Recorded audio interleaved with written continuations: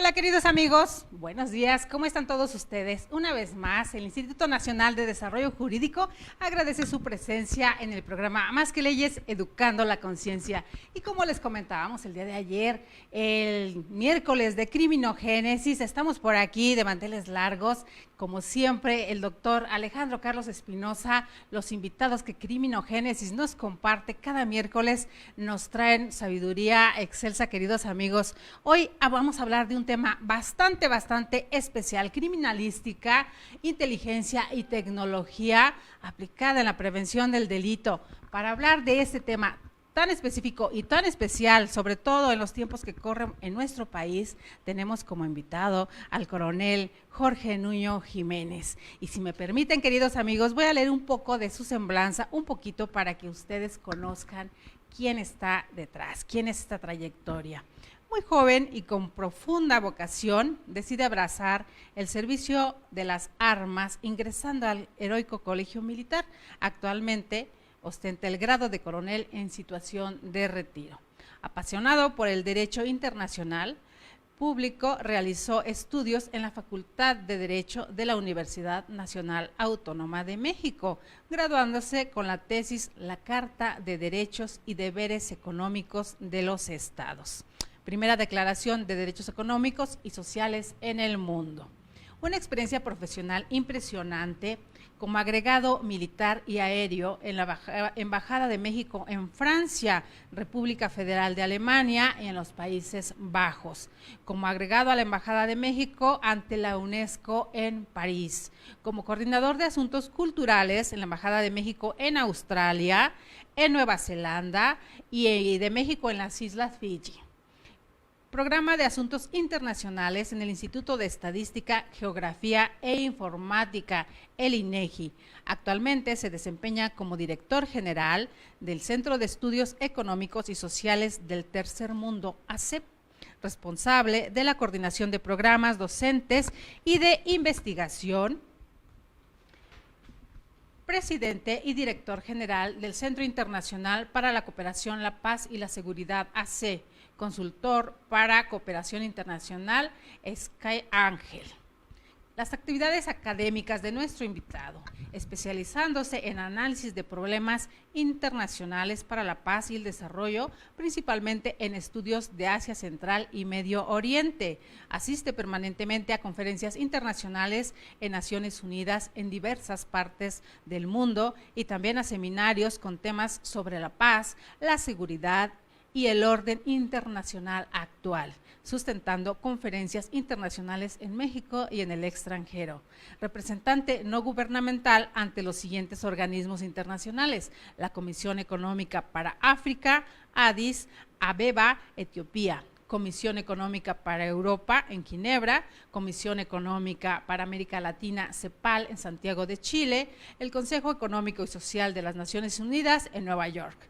Reconocimientos internacionales, queridos: medalla con el grado de Caballero de la Gran Cruz, otorgada por el Gobierno de Francia en 1978, conferencista en la Academia de Ciencias de Beijing, miembro de la Legión de Honor Nacional de México, miembro de la Sociedad de Historia y Geografía, con representación en diversas organizaciones internacionales, en su calidad de director del Centro de Estudios Económicos y Sociales en la Comisión Económica para África, ONU, Addis Abeba, Etiopía; en la Comisión Económica para Europa, ONU, Ginebra, Suiza; en la Comisión Económica para América Latina, CEPAL, Santiago de Chile; en el Consejo Económico y Social de las Naciones Unidas en Nueva York; en la UNESCO, París, Francia; representante del Sistema Económico Latinoamericano, CELA, con sede en Caracas, Venezuela; y representante de la Casa Jean Monnet en París, Unión Europea. Por mencionar un poco, de verdad muy poco, me quedo muy corta con esta semblanza de nuestro invitado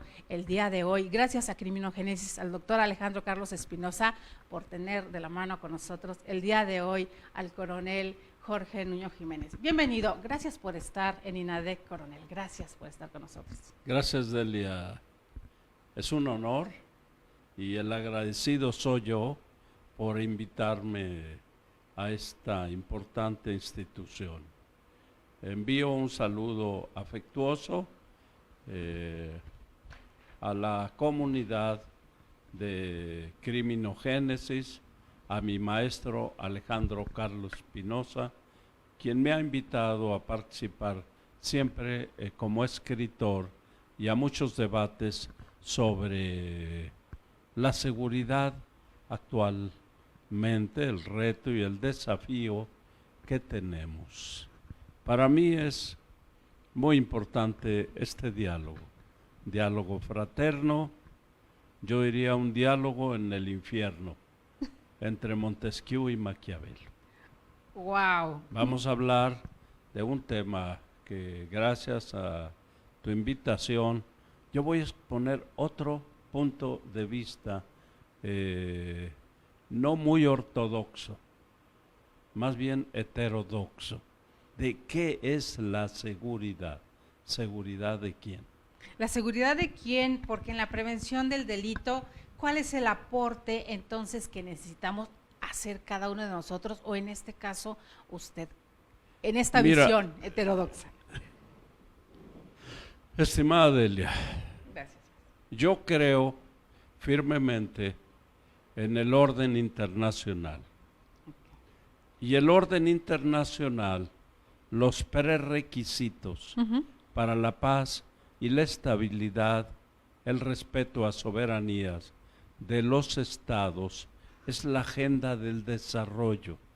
Y la agenda del desarrollo para que los pueblos no vivan en violencia permanente y no surjan esta caterva que aparecen en el escenario mundial, el crimen organizado, bandas que realmente rebasan a gobiernos. El caso concreto de la lacerante marcha de países pobres en busca de polos de prosperidad. Ayer lo vimos, antier, que se cumplió hace unos días el 80 aniversario de la llegada aquí de una comunidad trasterrada, errante, que fueron los españoles. Por otras razones, los estragos de la guerra, sobre todo en España, el franquismo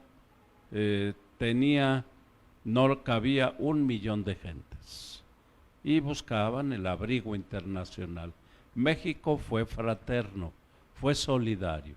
Aquí llegó a nuestro país una gran cantidad de peregrinos, de migrantes, que gracias a una visión, una certera visión del gobierno del general Cárdenas, abrió las puertas del país hace 80 años.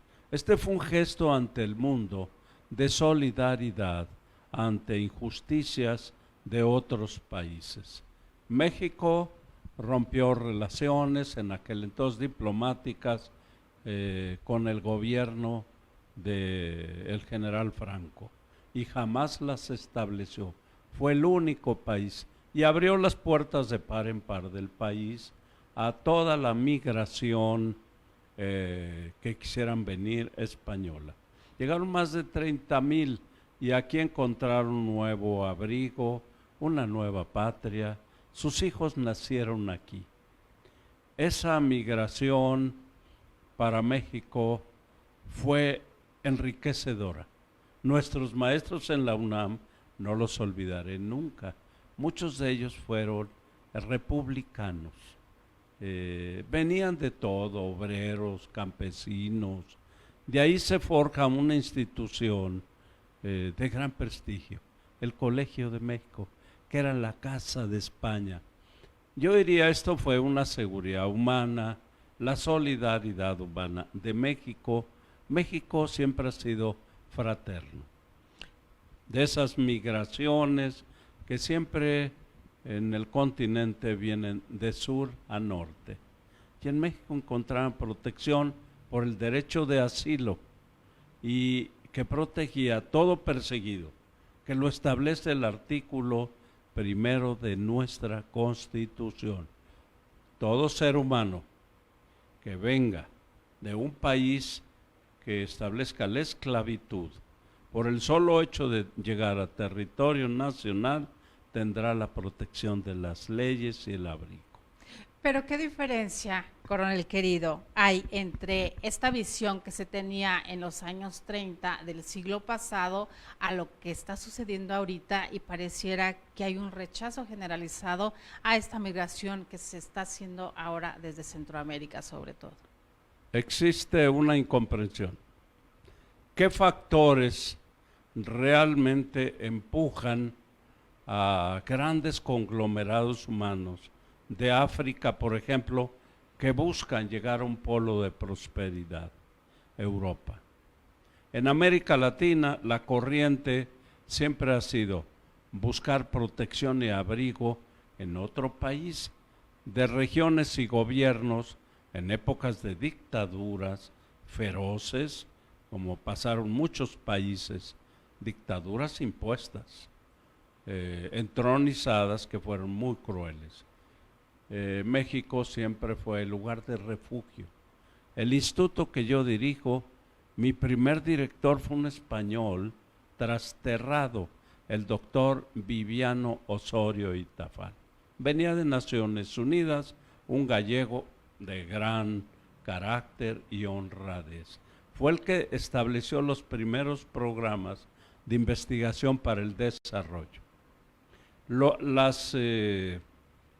Los movimientos humanos, las migraciones en todo el mundo, yo diría que no son buenas ni son malas.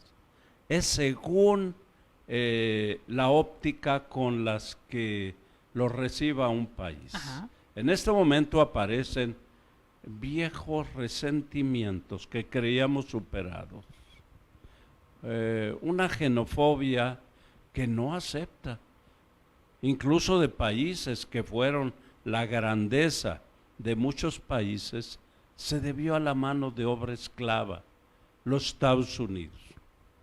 Los Estados Unidos, la grandeza de esa nación, donde también aprendimos de escritores, filósofos como Walt Whitman, hay que admirarlos, pero que fue la migración de culturas de todo el mundo, pero que establecieron ciertos parámetros, la libertad.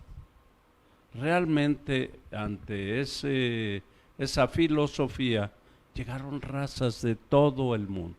Es el país formado por migrantes, Es un país de migrantes y de repente rechaza a los migrantes. Y esto es un tema que no podemos olvidar.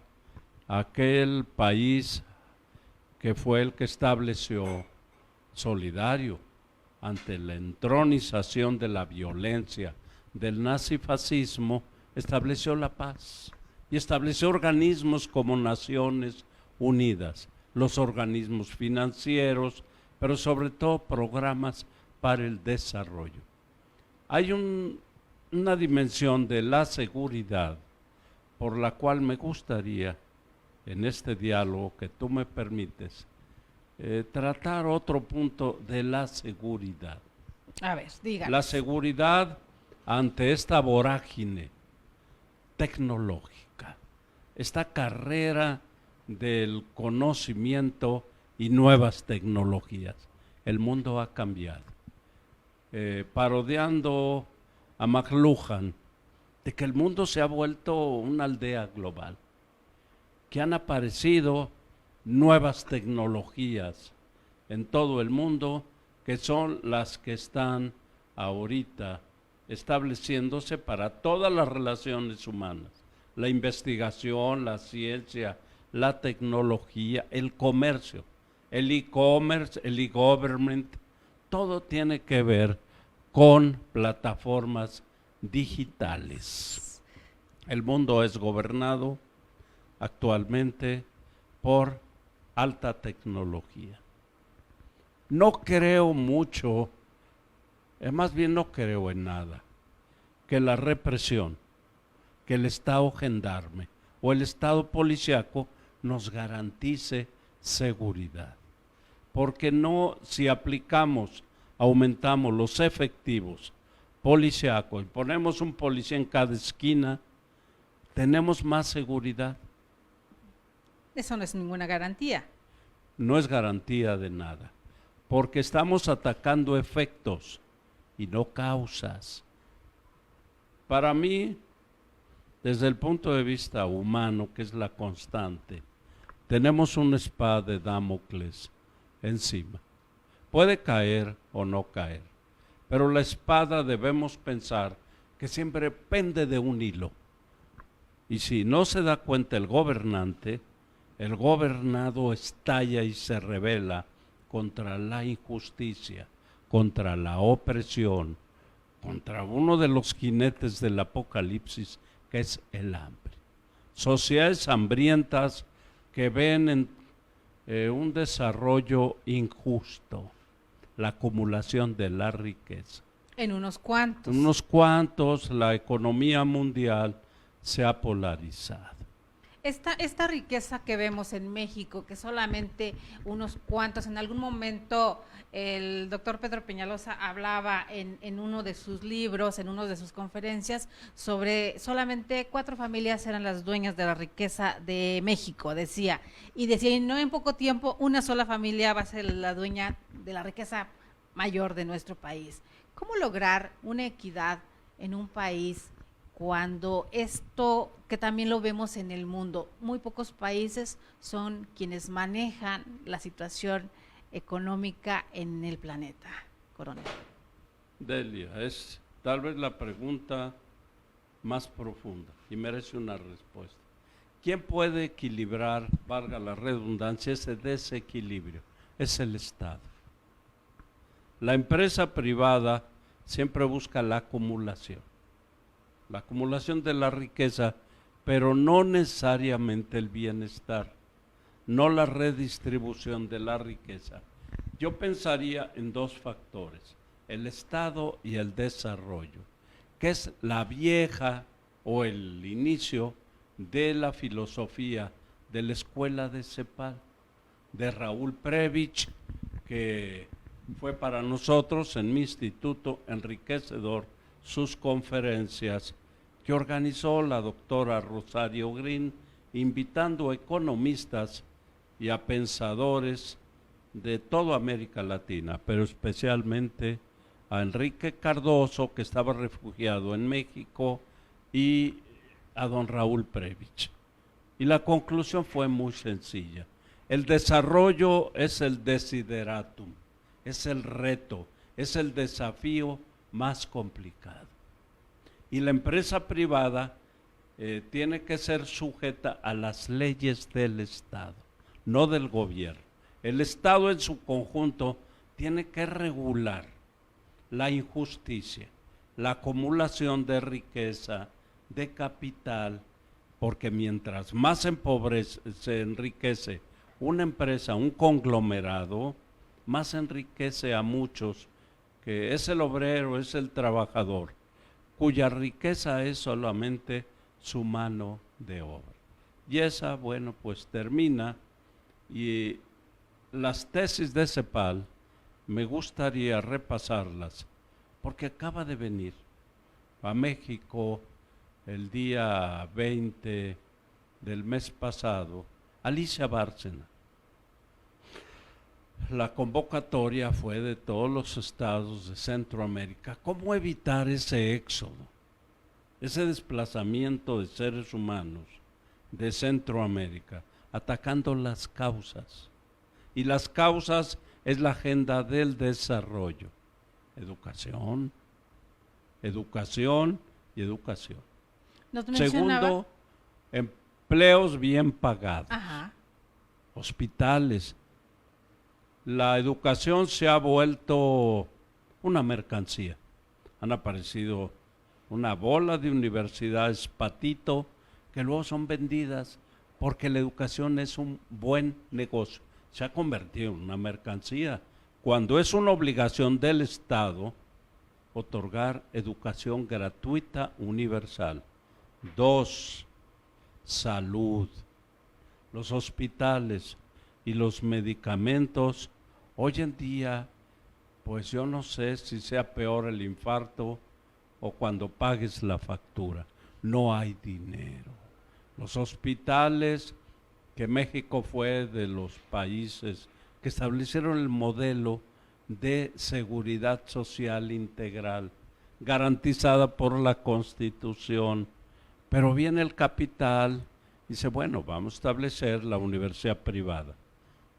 Yo no he pagado en mi carrera jamás un centavo por mi educación. Jamás. Y no me considero un retrasado mental. Ahí me educó la UNAM, me educó la Universidad de Guadalajara y no me cobró nada. Me educó el ejército, una educación espartana, y luego me educó la vida.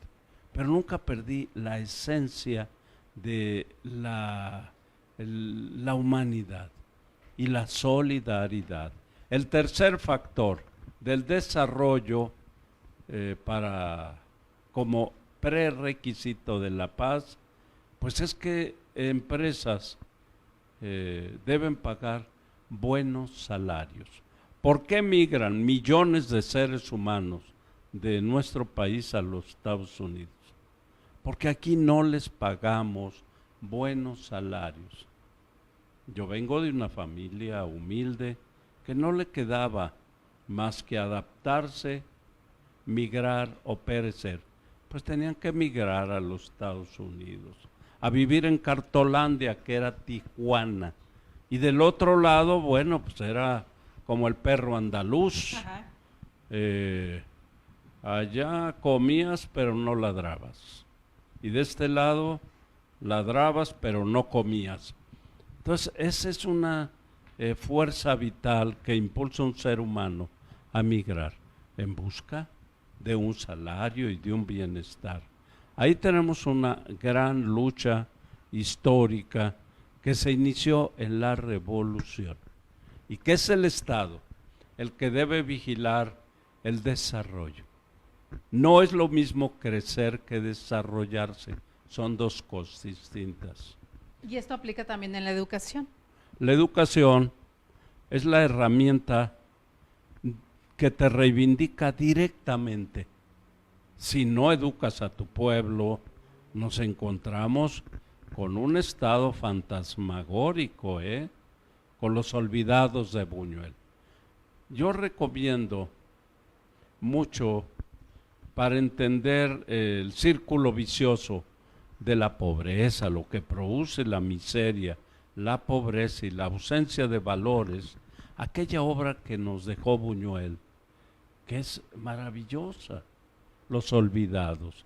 Ahí aparece como un ser humano que vive en la exclusión, en la pobreza, llega un momento en que se transforma y se convierte en un animal, en una bestia que es capaz de privar de la vida a un ser humano.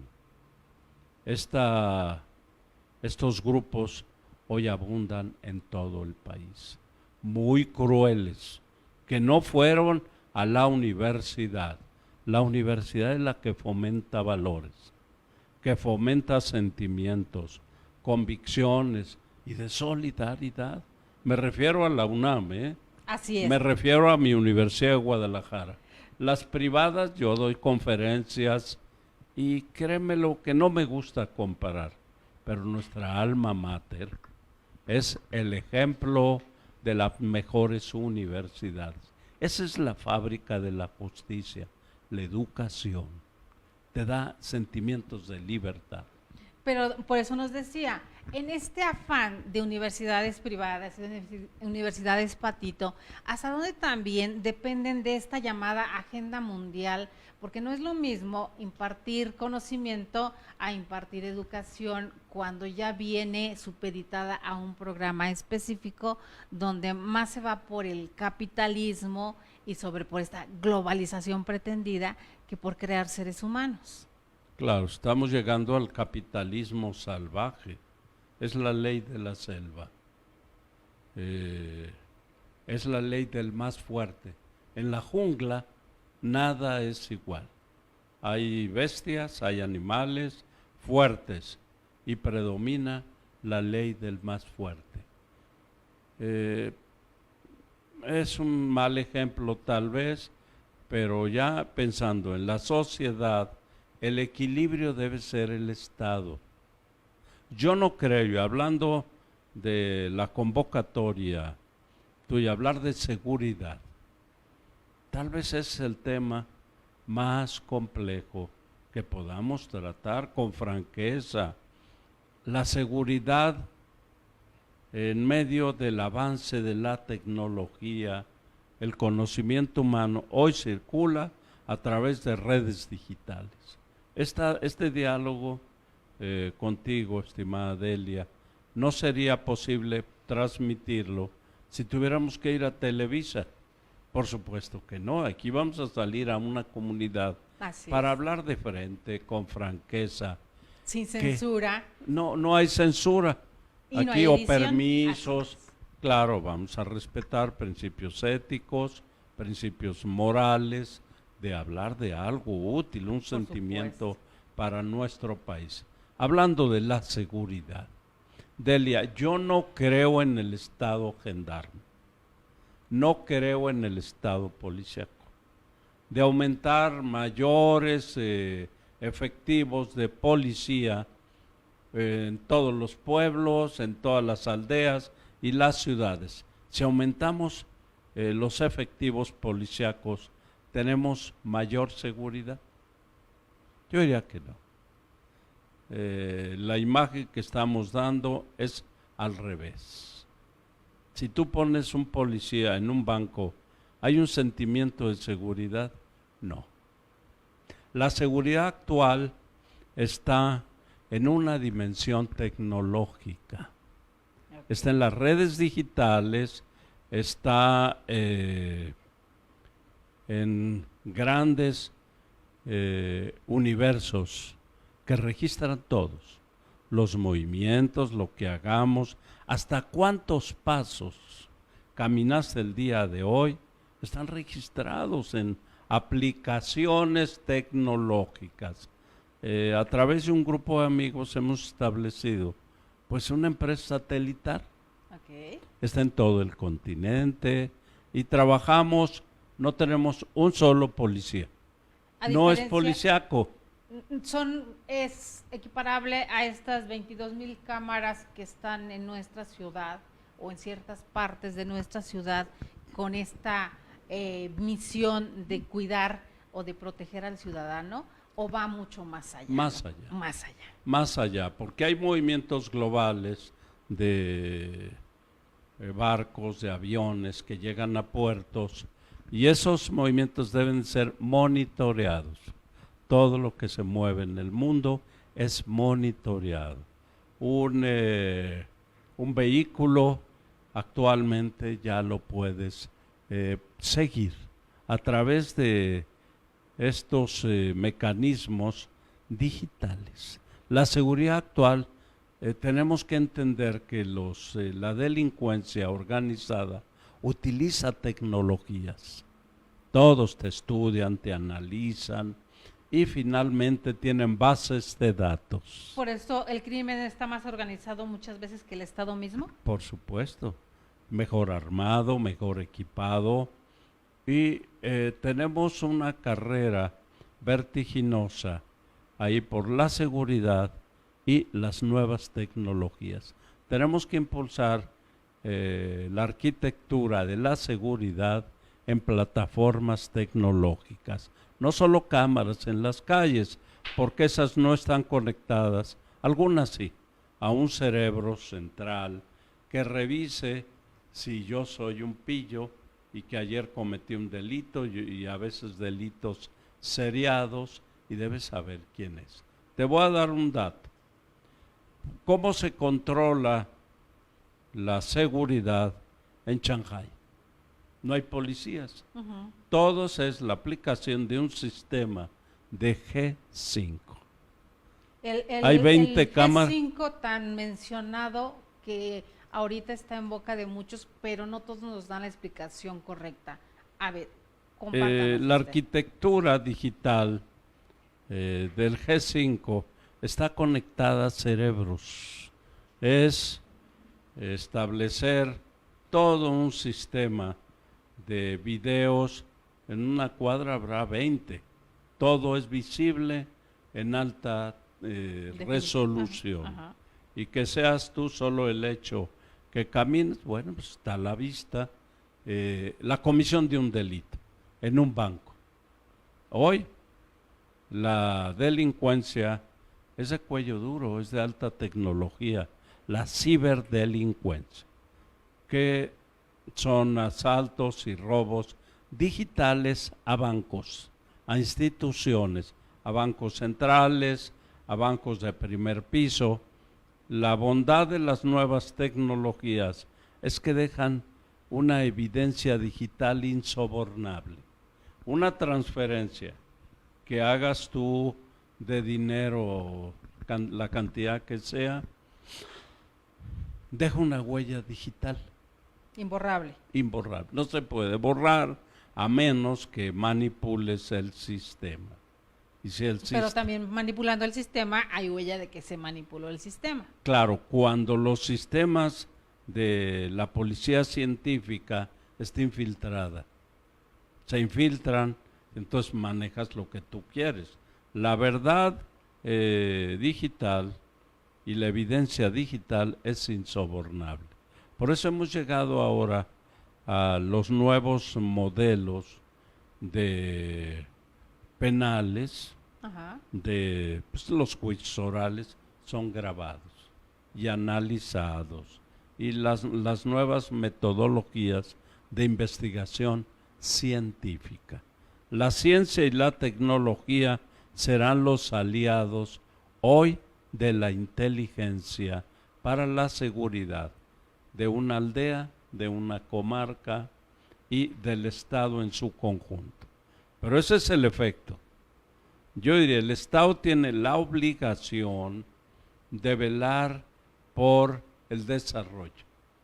Pero hace rato nos decía, la diferencia o hacer la diferenciación entre Estado y gobierno. ¿Cuál es la diferencia entre Estado y gobierno? Bueno, el Estado está constituido por los poderes, los tres poderes característicos que están inscritos en una constitución federal. El poder del Estado no es solamente los ejecutivos, son los tres poderes que en su conjunto es el poder del Estado. El poder ejecutivo, el poder legislativo y el poder judicial. Esos tres poderes constituyen lo que llamamos el poder del Estado, pero en medio está la sociedad.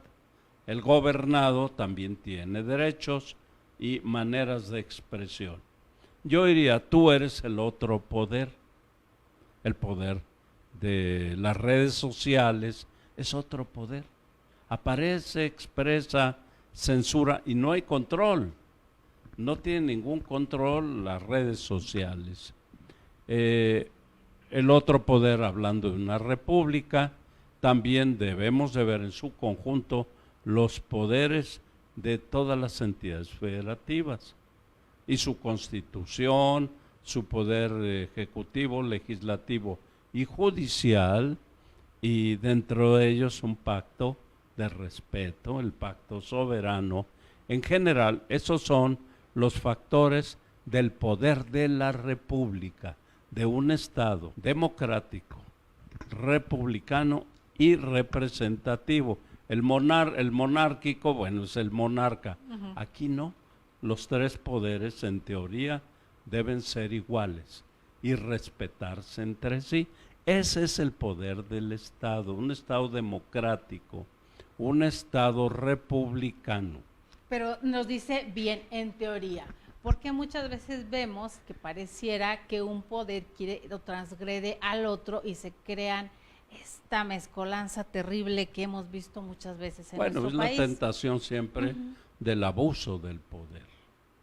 Por eso los poderes son, o deben de ser, el deber ser, lo que tú y yo estudiamos en la Facultad de Derecho, el deber ser. Si hay un abuso de un poder, existe el poder. Ahora puede haber una controversia. Si un mandatario viola un precepto constitucional, bueno, aparece el Congreso. El Congreso es otra fuente y sobre todo el Poder Judicial. tanto federal como local. Abajo de la estructura del Estado está nuestra célula básica que hemos olvidado, el municipio libre. El municipio que es la base, la célula de la construcción de todo nuestro entramado jurídico, político y de la administración, casi no tiene recursos, es muy débil, no tiene fuerzas y no puede contener a todo este reto que implica la seguridad. La seguridad no solamente, vamos a ver, crear empleos. ¿Qué ingresos tiene el municipio? Muy pocos. Ahí es donde tenemos que poner mucho énfasis, porque los mandatarios municipales pues han sido víctimas mucho del crimen organizado y no tienen una fuerza para poder contenerlo. Ahí es o la entidad federativa o el Estado federal, el gobierno federal. ¿A través de qué? Lo que tradicionalmente se ha hecho, bueno, en caso de peligro, el ejército. El ejército, que yo soy militar y yo no estoy de acuerdo. Sin embargo, ¿con la llamada Guardia Nacional? No, de que el ejército siempre se ha utilizado para todo. Que debe haber una... Y a última instancia, ya cuando el niño se ahogó, ahogó, ¿verdad? De cuentas, no es para perseguir robavacas, delincuentes del orden común, sin embargo lo hizo por muchos años. Hoy aparece una fuerza intermedia, la Guardia Nacional. Yo espero que ya con la nueva ley, o las 4 leyes ordinarias, esto cubra ese vacío. El vacío que había porque estaban las policías de los estados, que no había una doctrina común, una coordinación, una cooperación, y realmente había 32 policías, muchas de ellas dignas de desconfianza, no todas. Había o hubo y ha habido policías ejemplares, pero aparece la corrupción y la descomposición de esos órganos. Sobre todo en este diálogo, Delia, yo quiero subrayar, primero atacar causas, porque una policía, cualquier policía, es la fuerza, es la fuerza, pero detrás está la persuasión, que es la educación, tu salud y tu bienestar, para evitar la violencia, la injusticia social, la exclusión social, pues es la que te va a empujar a que te lances a la calle, a la comisión de delitos. La otra vendrá. Bueno, transitar a sistemas inteligentes. Los laboratorios, de usar la ciencia, que lo usamos mucho en la Facultad de Derecho, la aplicación de la ciencia y hoy la alta tecnología. Pero que esa tecnología requiere cerebros, bases de datos robustos, para tener clasificados todos y cada uno de aquellos que cometen delitos y saber dónde están. Pero sobre todo, primeramente requiere cerebros humanos con visión para implementar y para llegarnos de esa tecnología. Claro. Y que no suceda, como nos han dicho por ahí los medios en gobiernos anteriores, cómo se allegan de tecnología obsoleta en esta corrupción que ha predominado muchas veces hacia adentro de quienes gobiernan, no del Estado, sino de quienes gobiernan. A mí me gustaría invitarte, yo no soy experto en tecnología, pero tengo la noción de la ciencia y de la técnica. Me gustaría invitarte a nuestro laboratorio, que no quiero hacer aquí, ante la comunidad no quiero abusar de un comercial. No, adelante. No te voy a decir el nombre, okay, pero sí que nos visites, donde en una plataforma hemos establecido un programa que está creciendo demasiado. ¿Por qué? porque las empresas privadas no confían en las policías. Así es. Entonces dice, bueno, yo no quiero un policía en mi banco, yo requiero un sistema que vigile al enemigo interno. O un policía, que ahora quieren subir un policía por microbús para cuidar a las personas, que era equivalente a lo que nos decía, como un policía en cada esquina, hasta dónde realmente esto nos va a ayudar. No ha funcionado. Hablaba hace rato sobre esta localización vía satélite de transporte. Se ha implementado hace mucho tiempo en la mayoría de los transportistas que se han visto diezmados por el crimen organizado y que han tenido que recurrir a esto, y les ha resultado mucho más efectivo que traer un policía o estas patrullas que antes traían detrás de cada tráiler, si se acuerda, por ahí en las carreteras. Entonces, ¿hasta dónde también esta visión tiene que permear en el común, en los empresarios y demás, para poder llevarla a todo el estado? El enemigo siempre está dentro. El enemigo interno o el fuego amigo es peor que el enemigo, porque lo tienes incubado dentro de tu estructura. Primero debes limpiar tu casa, debes tener a través de las técnicas jurídicas, hoy que hay muchas, de seleccionar a tu personal y que estés segura que es una gente honesta. Honorable. Honorable y que le pagues bien, si no, ¿cómo va a ser honorable? Después de esto, establecer tu operación a través de tecnologías, hay muchas y cambian todos los días. La carrera hoy es por la tecnología, es una vorágine tecnológica y desde tu celular tú eres el policía, tú eres el vigilante y vigilas tu propia casa. Puedes apagar la luz, puedes encender el refrigerador, cerrar tu puerta, abrir tu puerta. Hay un programa que preocupados vamos a lanzar en breve al interés de quien quiera. Se llama Universidad Segura, Escuela Segura y Alumno Seguro, sin policía. ¿De qué se trata a priori? Compártanos un poquito. Bueno, es una plataforma tecnológica, es aplicación de tecnologías dentro del campus universitario. Hemos visto verdaderamente hechos vergonzosos de que no sabemos quién ha secuestrado y ejecutado alumnos de universidades. Lo que sucede dentro de la misma UNAM, en el campus de la UNAM. En la UNAM se cometen delitos, hay toda clase de delitos. No quiero particularizar, pero el solo hecho de ir a una facultad, no quiero decir cuál, son mercaditos y la delincuencia pulula por todos lados. Es inconcebible que la UNAM establezca un programa policiaco dentro de su campus, no es posible. Y que estos policías actúen a veces peor que energúmenos. Porque están coludidos. Están coludidos esos grupúsculos, que es un mercado. Hay un mercado natural, hay una demanda, y tenemos que entender que las universidades estudian también ciencia y tecnología.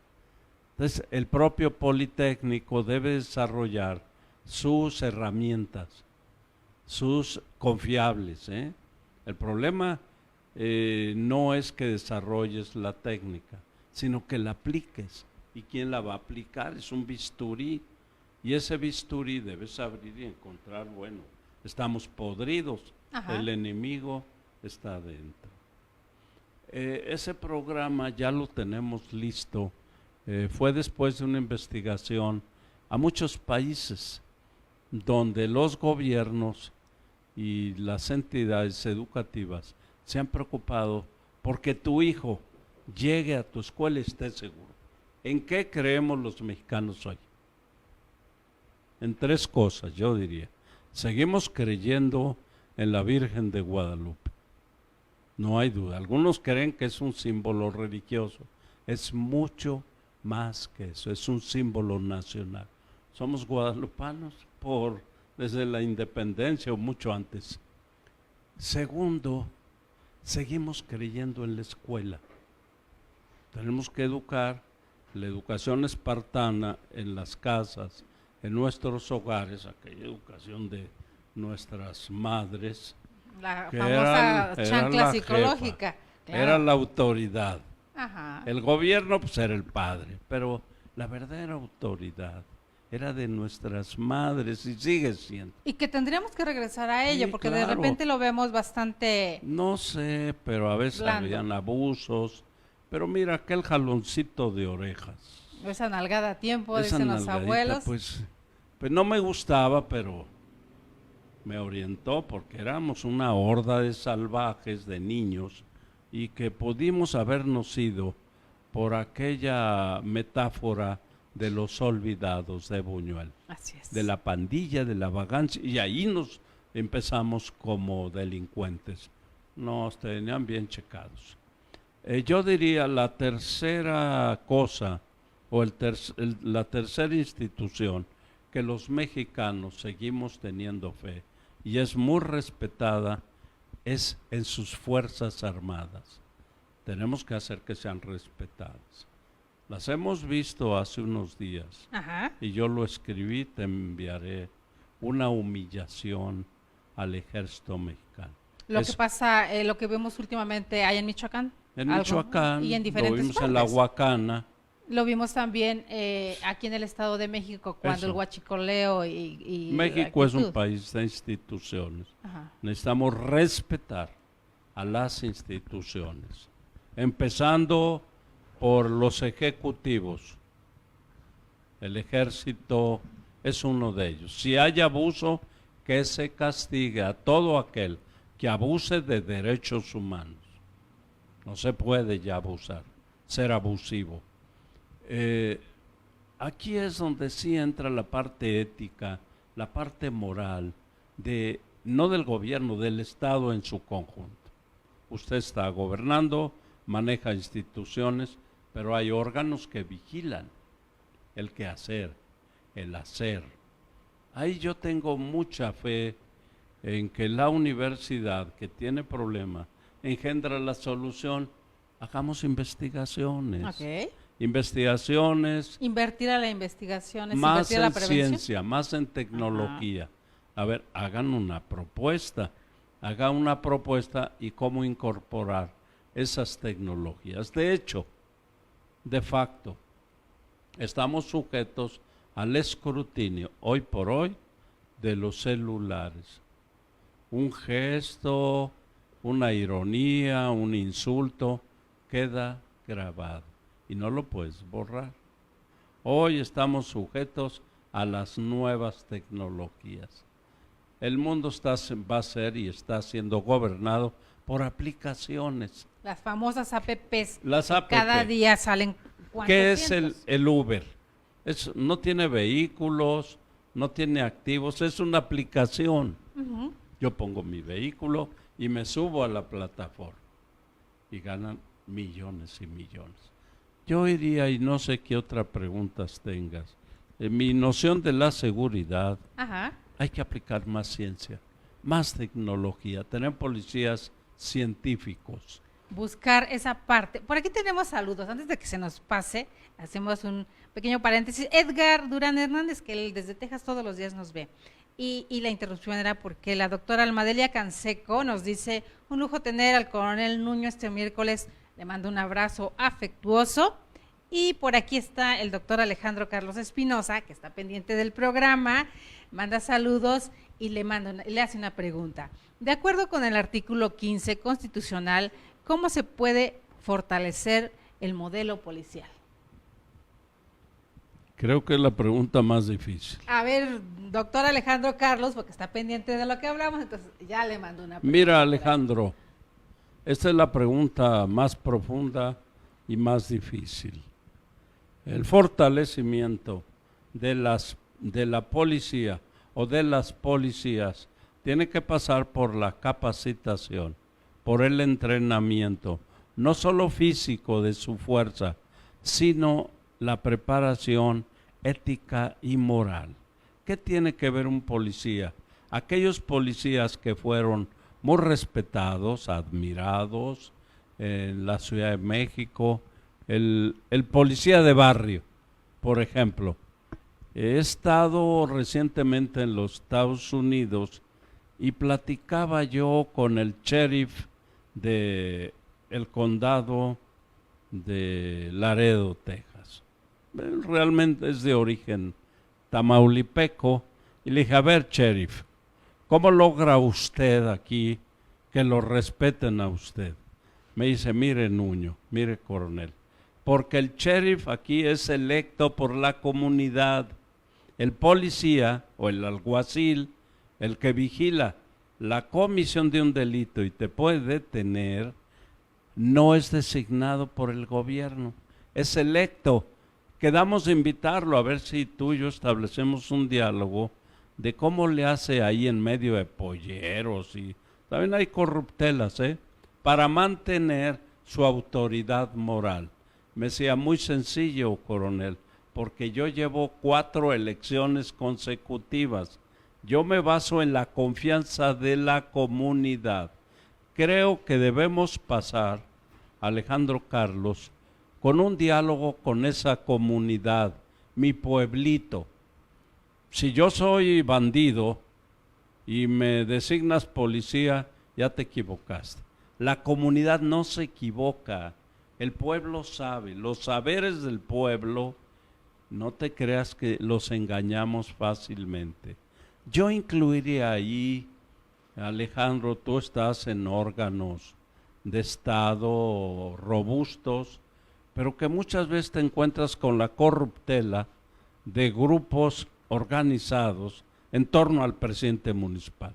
Es una vergüenza que el propio presidente municipal o se alinea o lo alinean, por las buenas o por las malas. Porque el antecesor ya tiene pactadas ciertas cosas y el que llega tiene que adecuarse a lo que ya dejaron por escrito prácticamente. Sí. Entonces es una herencia de viejos intereses que tenemos que, para la construcción de este nuevo Estado, el nuevo gobierno, entender que tenemos que basarnos en un gobierno del pueblo. Un sistema democrático, ¿qué es, Alejandro? El gobierno del pueblo, es la democracia, que el pueblo es el que manda, el pueblo es el soberano. Entonces respetemos la voluntad del pueblo, preguntémosle, ¿qué opinan de este comandante? Oiga, no nos lo mande porque nosotros sabemos otras cosas. Yo diría invocar a la sabiduría del pueblo, pero el pueblo no te va a decir nada porque tiene miedo. Así es. Entonces ahí nos presentamos ante un fenómeno muy complicado, Alejandro. La gente prefiere no abrir el pico, no hablar, porque está sujeto también a la vigilancia de un orden descompuesto. Y a las represalias. A la represalia, bueno, yo mejor no digo nada. Mejor. Me quedo callado. ¿Qué otra pregunta? Ahorita que hacía referencia al sheriff, fíjese que nosotros estamos en los Viernes de Cultura en el rescate a los pueblos, a las lenguas de los pueblos originarios que declara la UNESCO para este 2019, que usted que también está inmerso en este organismo, por ahí ahorita que hace esta referencia del sheriff, uno de los representantes de pueblos originarios, lenguas originarias, nos refería en un momento, yo pertenecí a la policía, la llamada policía municipal, porque el pueblo me pide un año de servicio, hablando de usos y costumbres en estos pueblos originarios, un año de servicio a la comunidad como policía, pero ellos eligen y los eligen por los valores que representa cada integrante de su comunidad. Ellos deciden que ese año lo preste de servicio precisamente por los valores que tiene este ser humano. Ahorita me vino a la mente cuando nos dice de un sheriff en Estados Unidos, en una situación similar pudiera ser. Puede ser, aunque es otro origen. Ajá, sí, claro. Y la tradición histórica de usos y costumbres se quedó inclusive viva en Oaxaca. Las comunidades, el pueblito, tiene una vieja tradición, una costumbre, de que estás obligado como ciudadano a prestar servicios a tu comunidad y te eligen. Así es. La comunidad te elige, confía en ti y no puedes engañarla.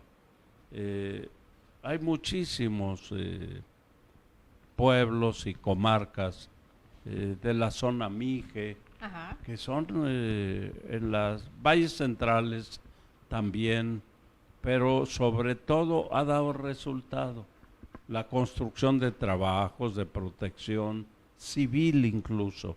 El pueblo defiende al pueblo. El llamado tejido social, así que es el real. El pueblo cuida al pueblo. Ahí que puede, sin ánimo de yo dar consejos, yo no doy consejos, ni ejemplos tampoco, pero sí puedo hacer una sugerencia. ¿Cómo estimular esa riqueza del pueblo a través de usos y costumbres? Me quiero referir a la protección civil. ¿Quién está cerca para proteger un pueblo y hacer un verdadero mapa de riesgos? El pueblo mismo. Dale trabajo temporal antes, durante y después de un huracán, de un terremoto. Es el pueblo el que va a actuar, al que le vas a dar trabajo, brigadas médicas. Acabo de estar en Italia y ojalá Alejandro Carlos Espinosa, que tiene gran preocupación por la organización social y los valores morales del pueblo, vaya a la parte sur de Italia, a la Basilicata. Vinieron aquí el año pasado y es el modelo de protección civil de Naciones Unidas, que el pueblo protege al pueblo, desde una carretera, un deslave. Ellos están esperando en Italia una catástrofe en el Vesubio. Entonces, ¿qué dijeron? Bueno, el Estado llega tarde, el gobierno llega con helicópteros, pero el que sufre las consecuencias somos nosotros. Y han organizado una plataforma de protección civil de millones de gentes. Tienen su cuartel general, tienen sus bases de entrenamiento, pero es trabajo voluntario. Muchos son jubilados. Es admirable cómo el pueblo defiende al pueblo, lo protege. Claro, la policía y el ejército en caso de catástrofes aparecen sí, pero dando protección y seguridad jurídica. Pero el pueblo tiene brigadas médicas, brigadas de ingenieros, brigadas de rescate. Aquí vinieron a llevar me invitaron a los topos, que ellos no lo tenían. México en el terremoto 85 apareció el pueblo.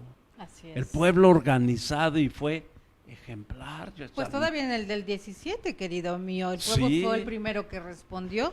Admirable. Pues qué gusto. ¿Qué otra pregunta? Aquí hay un cuestionamiento. ¿Qué podemos hacer? Yo creo que antes que nada la autocrítica de los gobiernos, partiendo de esa premisa, coronel.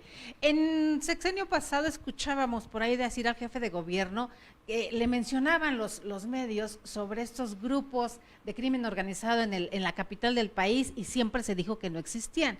De repente hoy me despierto con una noticia y me mandan un mapa de riesgo de la Ciudad de México con nombres y detalles de los grupos delincuenciales en nuestra ciudad. Partiendo de la premisa de la autocrítica y de reconocer el delito como tal y el crimen como tal, ¿ya se puede hacer mucho más? Si lo reconocemos que sí está inmerso ya no solamente en la capital, sino en nuestro país. Todos sabemos. El secreto a voces. Sospechamos. Sobre todo aquellos seres que se quedan en casa. Nosotros nos salimos. Vamos a trabajar, pero ¿cuándo salimos? ¿Quién se queda en casa? nuestras esposas. Algunas, por hoy todos tienen que trabajar. Hay mucha información que la gente no expresa por temor al enemigo que tenemos en todas partes, la corrupción. Y la impunidad. Y la impunidad. ¿La impunidad sería la madre de la corrupción, querido mío? ¿O son como hermanos siameses? Mucho más, son intereses, eso es una cultura porque si no hubiera perniciosa impunidad, no seguiría corrupción. del Gran tejido parte, social. así es. Tú lo ves en comunidades pues, que han establecido rejas, han establecido barreras ya hasta antitanque, pues porque son víctimas y la policía no llega. Claman porque llegue la policía y que los aprenda. Y luego descubrimos que no los aprendieron y ahí no solo es la corrupción, la impunidad. Y que los dejen en libertad. Entonces han aparecido fenómenos verdaderamente explicables de Fuente Ovejuna. Lo que estamos mirando en el Estado de México, se esa hace parte justicia de Catepec, por su propia mano. la ley del talión. Pues sí, el pueblito descubre a un malhechor, a un delincuente y ejerce justicia por su propia mano. Fuente Ovejuna en toda la expresión de la palabra. ¿Qué significa Fuente Ovejuna? Que hay un vacío de una autoridad que no cumple, que está dormida o que está en connivencia con no ver, no actuar. Entonces ahí tenemos esa complicidad, un reto de esas complicidades cuya víctima es el pueblo. De Michoacán yo creo que ya ni hablamos, ¿eh? De Guerrero mejor no opino, pero es que es todo el país, Delia. acaban de encontrar marihuana sembrada dentro de Pemex en Nuevo León. Qué algo vergüenza. como eso. Apliquemos el Estado de Derecho, apliquemos la ley. También hay otra cuestión.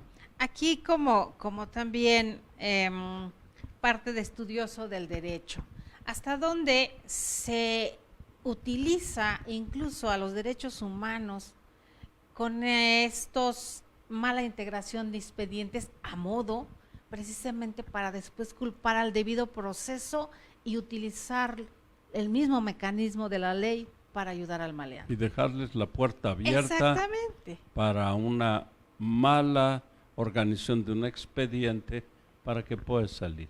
Ahí tenemos en todos los niveles, no solo el Ministerio Público, así es, los jueces también. Nos mencionaba sobre la aplicación de la tecnología en el sistema judicial de nuestro país, pero hasta dónde también esta renuencia de todos los poderes de buscar esta capacitación, porque obviamente no todos tienen la capacidad para entender la tecnología hablando en el sistema judicial, y entonces cómo entenderla, cómo compaginarla y cómo utilizarla también incluso para la prevención del delito. Mira, Delia, más que educar a un servidor público, que es un policía, es la imagen más visible del Estado. El problema es dónde se educa, dónde se prepara técnicamente. Yo sugeriría, sin ánimo de influir en nada, porque yo ni soy político, ni quiero serlo, no pertenezco a ningún partido político, ni a ninguna religión, ni quiero pertenecer, me guía el libre albedrío, pero sí creo que es un error educar a policías en academias de policía, que lo eduquen las universidades. Educados por policías. Educados por policías, algunos que bueno, yo ¿y mejor cómo les cambias el chip? Le pregunto a Alejandro Carlos Espinosa, a ver, ¿cómo le hacemos? No hay otro camino, que los eduquen las universidades y que vean el uso de la autocrítica, de la ciencia, de la técnica, pero que no sea una academia policíaca, porque ahí estás transmitiendo viejos resabios, viejos trucos, que no es la universidad.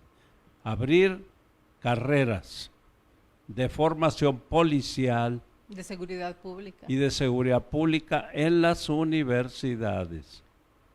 Y que ahí, sobre todo, pues no porque te eche a ti una flor, las mujeres irrumpen actualmente en todas las actividades humanas. En el ejército, yo tengo una hija en el ejército. Hay maestras en la Hay UDEFA. maestras, hay generalas que son mejores que nosotros. Este es el momento de pensar en que las mujeres son honestas. Yo quiero generalizar, no banalizar, ni voy a desaprovechar esta entrevista. Mujeres policías. No se emborrachan, no llevan su dinero a la casa chica, la llevan a sus hijos. La participación de la mujer en órganos de mando policíacos sería muy importante. Por aquella situación de que las mujeres también somos un poco más organizadas. Sí, y pues y administradoras aplicando el principio latino, que lo aprendimos en nuestra facultad, que mater semper certa est, la madre siempre es cierta y no va a cometer una tontería porque tiene a sus hijos de jueces y la están viendo. Y yo tengo mucha fe en el equilibrio de los órganos policíacos de mando que sean también mujeres. Hay una igualdad de género decretada en el artículo 4 constitucional. La mujer y el hombre son iguales ante la ley, pero eso es declarativo. En esencia no es cierto. Así es. En esencia hemos discriminado lo más valioso de nuestra sociedad. Ya no somos muy misóginos. Aun cuando las mujeres somos mayoría en nuestro país, querido mío. El otro día me presenté un escenario y las conté. Le dije, bueno, son mayoría. Entonces son el poder en un sistema democrático. La mujer ha tomado actividades que en mi primera juventud, porque yo todavía soy joven, por supuesto, pero joven del milenio, pero era inconcebible. En la Facultad de Derecho había 2 o 3 compañeras. Hoy la mayoría son mujeres.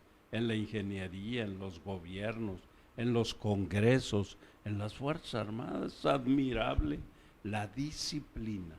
Tengamos fe y esperanzas en que, bueno, si ustedes no pueden, aquí hay mujeres muy capaces y son, perdóname, más valientes que nosotros. Muchas veces. Solamente por el hecho de parir ya. Ya lo vi. Sí, por supuesto. Mater semper certa est. Esa frase la vamos a dejar grabada, coronel. Ya prácticamente para cerrar. Por aquí hay una pregunta complicada, pudiera ser. Usted que pertenece o perteneció, bueno, siempre, si eran militares los que comenzaron militares. Esta desaparición del Estado Mayor que a muchos les brinca, sobre todo a quienes han sido o que han estado dentro de la milicia, ¿qué opinión nos Querida comparte? Delia, un militar no deja de ser militar hasta que se muera. Así es. Yo sigo siendo esencialmente un soldado. Estoy disfrazado de civil, claro, me gusta una buena corbata, china, por supuesto, un traje barato, pero seguimos siendo militares. Nos rige el Código de Justicia Militar y seguimos teniendo sentimientos de disciplina y de orden. A mí me llama ahorita el secretario de la Defensa y tengo que obedecer. La obediencia es la base y la disciplina del ejército, por eso es el guardián de las instituciones de la República. Y el valor supremo de nuestra República, ¿cuál es? La soberanía. La soberanía. ¿Qué órgano puede proteger la soberanía? las Fuerzas Armadas, la Fuerza Aérea, el Ejército y la Marina. Respecto al Estado Mayor Presidencial, yo te pediría una excusa, no quiero opinar.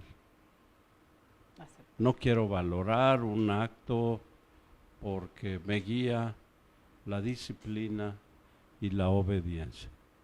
Yo te pediría que no quiero, que me excuses, Perfecto. que me dispenses, por eso verás que nosotros simplemente el ejército obedece, no duerme, no se cansa, no pide nada. Ese es nuestro ejército. Sí ha tenido reivindicaciones, nunca las ha pedido. Yo he servido y no me he servido, Nunca he estirado la mano, nunca he pedido nada, ni necesito más, con la convicción, que más, no es más rico el que más tiene, sino el que menos necesita. Así es. Y yo no necesito nada.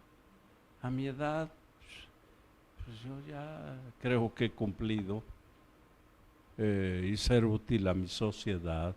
Quien quiera que pida un consejo, pues a veces pues se lo doy, pero ejemplos quién sabe. Por eso te pediría que referente a actos de gobierno, yo no quiero censurarlos. Perfecto. ¿Por qué?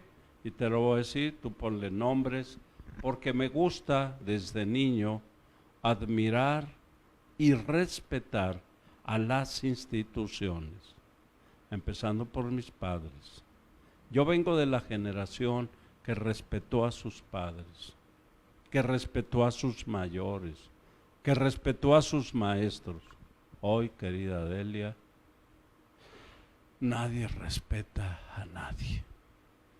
Por eso te pediría que de actos de gobierno, porque yo he estado también implícito, y de eso no quiero opinar, no porque no quiera, sino porque no debo. Respetando precisamente esta formación que usted trae. Ley, honorable coronel. La ley respetando, con honor. Respetemos las leyes y a veces aquella vieja práctica de la mordida al policía, somos nosotros. Somos nosotros los para zafarnos de la comisión de una falta, hombre, de tránsito. Por eso le decía yo de la impunidad. Pues sí, nosotros la creamos Ajá. y mucho se crea. ¿Quién es el educador de la sociedad? ¿La escuela? Obviamente. No. ¿La universidad? No. La primera institución, la familia. La madre, nuestras madres. Es la gran educadora, es el símbolo materno que lo llevamos en momentos de peligro, la invocamos. Es la madre, por el solo hecho de nacer un ser humano, no hay duda. Este es mi hijo. ¿Y el padre qué? ¿Quién sabe? Nos salimos temprano a trabajar y los hijos, ¿quién sabe quién va por ellos a la escuela? Yo procuraba llevar a mis hijos a la escuela, pero luego tuve que viajar por todo el mundo. ¿Y quién llevaba a mis hijos? ¿Quién los educó? Su madre. Por eso nos decía Engels, ¿no? Que en un cierto momento, cuando el matricidio era el delito más grave en la humanidad. Pero bueno, esa es otra cuestión. Qué gusto, yo agradezco mucho, querida Delia, esta invitación, que realmente es una reflexión. Así es. No hay guión, es un diálogo, como te dije al principio, en el infierno, entre Montesquieu y Maquiavelo. Porque aparece el Estado, el gobierno, ese monstruo que es el gobierno y todos critican, murmuran en voz baja contra el gobierno. Bueno, la crítica es sana, pero no ponga nombres ni apellidos, aporte algo. Y la mejor aportación, Delia, eres tú mismo. La aportación de criminogénesis a esta sociedad, a los alumnos, a los próximos abogados, a los mismos académicos que escriben en Criminogénesis, ¿cuál sería? Mira, es una obra que ha sido impulsada ejemplarmente, yo he participado en ella, Así es. en temas que eran tabús, Ujú. el derecho castrense, Por eso es revista de vanguardia. el derecho militar, donde nadie hablaba, nadie opinaba. Y un día me invita Alejandro Carlos a la Facultad de Derecho a hablar de el fuero de guerra. ¿Qué es eso? ¿Con qué se come? Bueno, pues vamos a decir que es una simple y real jurisdicción para delitos entre militares, que es el artículo 13 constitucional, que ha sido reformado como la justicia dentro de las Fuerzas Armadas. Que se cometen delitos contra la disciplina militar y que ejerce justicia y tiene sus propios órganos de administración y ejecución de sentencias. Realmente hubo un gran interés. La Facultad de Derecho quería saber. Mira, ninguna crítica, simplemente expusimos algo que estaba El conocimiento. el conocimiento de una jurisdicción, la jurisdicción militar, ahora sujeta a escrutinio y muy vigilada de todo lo que haga por los derechos humanos. Así es. Pero a mí me da mucha tristeza ver atropellos, insultos, agravios a las Fuerzas Armadas, donde parece ser que los soldados no son seres humanos. Y eso lo digo al presidente de la Comisión Nacional. Compañero, usted defiende a delincuentes y que tienen derechos humanos, que los soldados no tienen derechos humanos. Son campesinos en uniforme. Y la tropa sobre todo. La tropa, sí. lo más bajo, pero todos oficiales, jefes, generales, venimos de la parte esencial del pueblo, de zonas rurales, somos de origen campesino. Así es. ¿Y cuál es nuestra convicción? Defender las instituciones y defender la soberanía y al pueblo. Así es. Así de fácil, así de simple. Y que Criminogénesis, Y Criminogénesis punta de lanza en temas como aportado este. para entender esto.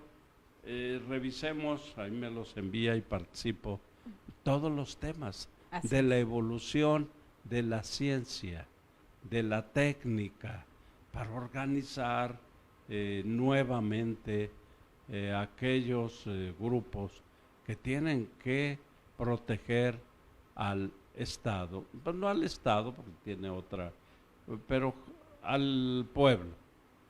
Al pueblo. El pueblo quiere protección y abrigo. Pero que sea tangible. Sí. Sí, no que quede en la teoría nada más. Sí. Necesita sentirse realmente protegido. Así es. Así es. Pues un gusto, un lujo tenerlo con nosotros, que esperemos que sea la primera de muchas más, porque ya quedamos que nos va a hablar un jueves en Ciencia y Tecnología sobre estos otros proyectos que son a lo mejor para muchos nuevos, desconocidos, y sin embargo, que como nos dice, a pasos agigantados nos van alcanzando y los necesitamos implementar también en nuestro país. Si quieres, la próxima hablamos de la materialización, o la teoría, la praxis, de cómo establecer a yo le llamo el Big Brother, ¿eh? Ajá, el gran hermano. El gran hermano. Bueno, son tecnologías. Así es. Todo, tú puedes tener tecnologías hasta en las chanclas, en tus zapatos, Sí. en todos. Hoy son tecnologías. Todo el mundo te graba, todo el mundo ya. Mejor no hables porque todo está monitoreado. Así es. Así que desde un taxi, tu vehículo, todos llevan ya tecnologías. Pero yo quiero que veas esta plataforma donde en un solo turno pues, habrá 1000 monitoristas. Son ojos, son oídos. Nos va a dar mucho, mucho gusto ir ahí de mitotero, digo, a hacer este ojo que le transmita a nuestro Invitamos público. a Alejandro Carlos Por para supuesto. que vea cómo pasamos de la idea a la acción, de la teoría a la praxis. A ver, ¿quién está haciendo esto? ¿Qué policías científicas hay? Reales. Sin armas, ¿eh? Así es. El arma es el conocimiento, Y la es la ciencia. Y la es- tecnología al servicio, Claro. ese es el lema del poli, ¿verdad? Sí, Ciencia y como lo tecnología. vemos en las series, que me gustan mucho a mí los thrillers, Ujú. que bueno, es ficción, pero de todas maneras vete un programa sin hacerle apología a estas series que se llama Criminal Minds, Ok. que es muy gringa, muy Sí, sí, sí. norteamericana y que son policías guapísimas, pero muy inteligentes. Claro, porque y tiene- siempre pescan al bandido Así es. rápido. Y aquí a veces no lo pescamos. O logra evadir la justicia. Pero esos son temas, queridos míos, que estamos tratando y que va a haber oportunidad de tratarlos. Coronel, de verdad, muchas gracias. Muy amable su visita. Nos deja mucha tarea, nos deja mucho conocimiento y nos deja un sabor extraordinario en la boca, de verdad, Para ser charlas con producto usted.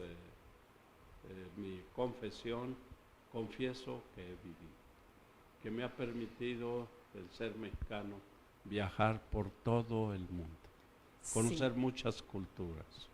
Especialmente lo que más me ha enriquecido es haber viajado hasta ahorita, y el mes que viene voy otra vez a la República Popular de China, desde su origen del establecimiento de relaciones El gigante que está diplomáticas. resurgiendo. Y ahora todo el mundo Coronel. está espantado de cómo surgió, cuáles son los secretos. Ese sería el orden, que tampoco lo podemos copiar, ¿eh? Así es. Y la seguridad en China. Está en chino, pero no hay, bueno, sí hay bandidos, Sí. pero no se atreven. Esa es otra. Es simplemente la pena de muerte a los políticos que roban, ¿verdad? Esa es. Ay, perdón, ya. Allí, no, Nos no, va- ya no hables de eso. Ya no Cosas hablamos de tan esas feas. cosas, ¿verdad? Pero gracias por estar Gracias con a ti. nosotros. Pues gracias, Muchas querido doctor Alejandro Carlos Espinosa, de verdad. Más de una hora, porque se nos fue el tiempo como agua, como siempre, con una charla exquisita que nos deja muchísimo para buscar, muchísimo para aprender en este miércoles de Criminogénesis, desde acá del Instituto Nacional de Desarrollo Jurídico, donde les agradecemos su presencia, como siempre, les agradecemos que compartan este programa, porque no hay que ser egoístas, que los demás también aprendan de la mano de los que saben. Queridos amigos, soy Delia Linares Alvarado, agradezco infinitamente. Mañana tenemos, como siempre, un programa entre ciencia y tecnología y términos y cosas jurídicas, criminalística y demás. Esperemos nos acompañen. Tengan una tarde excelente y a nombre de quienes integramos este equipo aquí en INADEC TV, en el programa Más que Leyes, Educando la Conciencia, vaya que nos dejan la conciencia hoy revoloteando muchas ideas. Gracias, gracias, Gracias coronel. a ti, Delia, y a la comunidad de Criminogénesis, que me ha permitido este diálogo, donde vengo realmente a pensar en voz alta. Así es. Y le agradecemos muchísimo que nos lo Muchas comparta. gracias. Gracias. Hasta mañana, queridas.